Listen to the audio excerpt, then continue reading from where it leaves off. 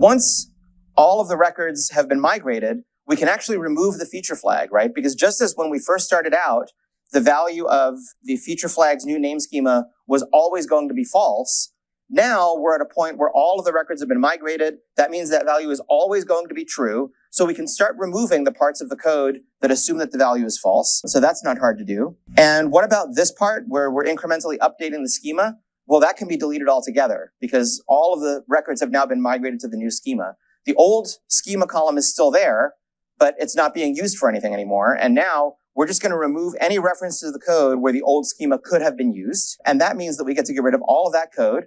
And we just get to change this back to moviegoer.where. Pretty cool.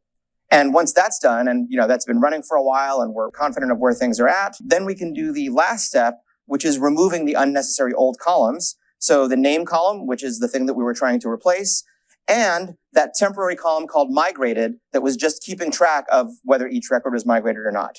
And voila, by doing that, we have now migrated the format of all of that data, but we've done it in a way that doesn't generally require taking the app down and that has a way to sort of test run and quickly back out of any step that doesn't go the way that you expect it will go.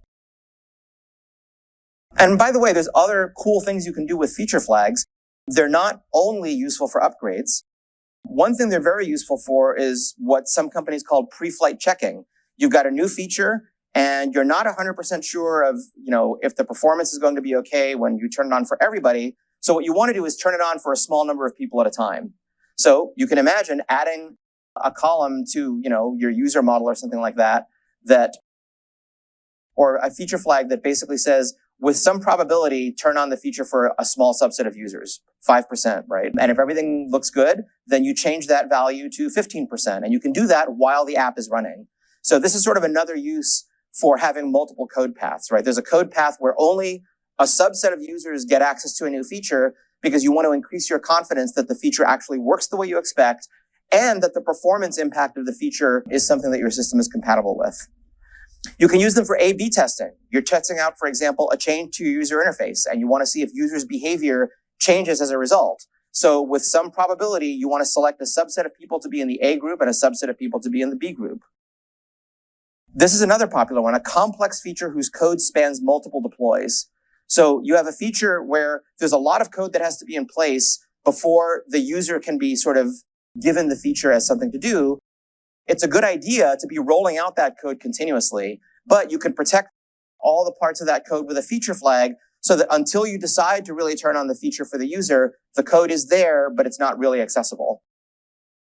There's a gem called rollout that covers these cases and many more. Again, given any sort of typical software as a service maintenance task, there's probably not one, but several gems that can do it. So the most important thing here is to understand the key ideas.